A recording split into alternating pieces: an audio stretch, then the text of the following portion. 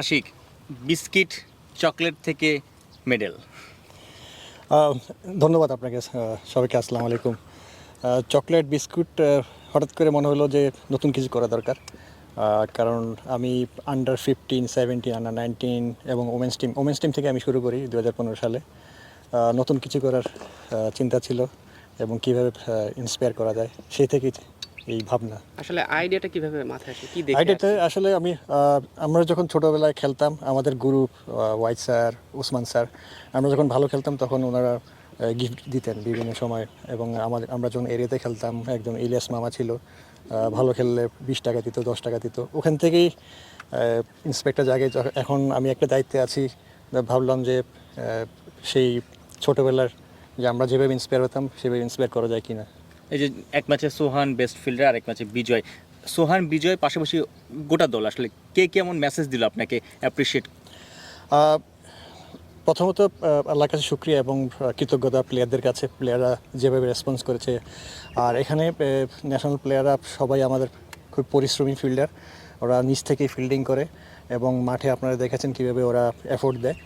তো special thanks আমাদের প্লেয়ারদের প্রতি, যে ওরা এটাকে খুব পজিটিভলি নিয়েছে এবং খুব এনজয় করছে বিষয়টা। এবং এতে করে আসলে সবসময় তো ভালো ফিল্ডিংটাই চান সবার কাছে, কিন্তু এই যে ম্যাচ শেষে আবার সবাই গেট টুগেদার, আপনি একটা অ্যাওয়ার্ড দিবেন, যেটা যেমনই হোক সবাই আবার একটু উল্লাস করবে, এটাতে করে আসলে টিম বন্ডিংটা বাড়বে, নিশ্চয়ই প্লেয়াররাও আসলে আরও বেশি এক্সাইটমেন্ট কাজ করবে। জি, অবশ্যই। আর একটা কথা হলো, আমরা জীবনে যা কিছু করি সবই আনন্দের জন্য। ক্রিকেট খেলি আর যা কিছু যে চাকরি করি বা সংসার করি, আনন্দটা আসল।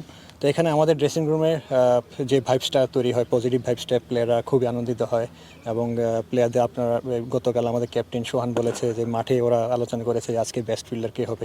এতে করে কম্পিটিশন প্লাস কোঅপারেশন, এই দুইটা বিষয় একত্রে একটা সম্মিলিত এনার্জি তৈরি হয়।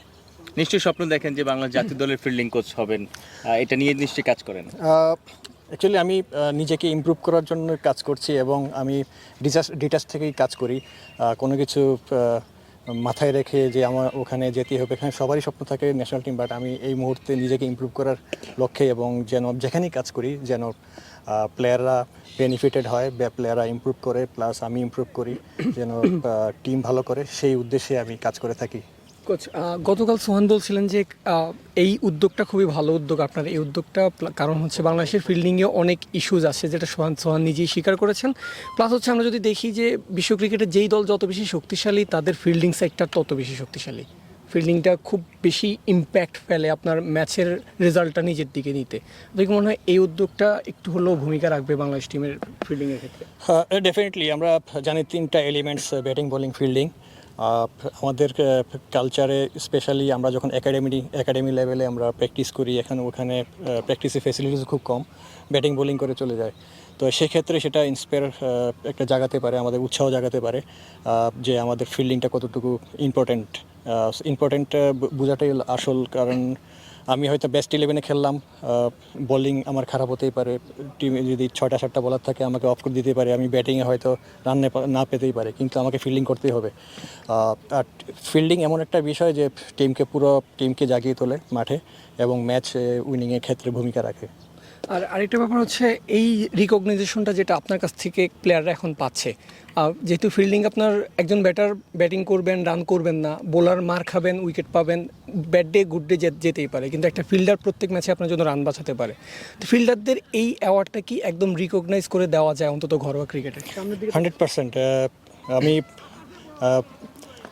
আমি আলাপ করেছিলাম এই জিনিসটা, এই ব্যাপারটা ব্যবহার করার আগে আমি আমার হেড কোচের সাথে, বাবুল ভাই এবং শারিন হাফিজ এবং সেলিম ভাইয়ের সাথে আলাপ করেছিলাম আমার ভাবনাটা, এবং তারা ঠিক পজিটিভলি আমাকে উৎসাহ দিয়েছে।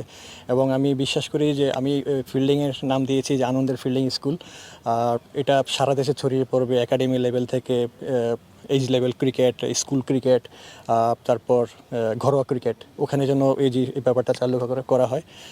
কারণ আমরা কিন্তু প্রতিটা কাজের শেষে একটা উৎসাহ খুঁজি, কারণ বা কোনো কোচ বা কোনো প্লেয়ার বলবে বা বাহবা দিবে, সেক্ষেত্রে যদি একটু অ্যাড করা যায় কোনো রিওয়ার্ড দিয়ে, তাহলে কিন্তু পুরো মাইন্ডসেটটা চেঞ্জ হয়ে যায় এবং উৎসাহটা আরও বাড়ে এবং অ্যাটমসফিয়ারটা অনেক সুন্দর হয়।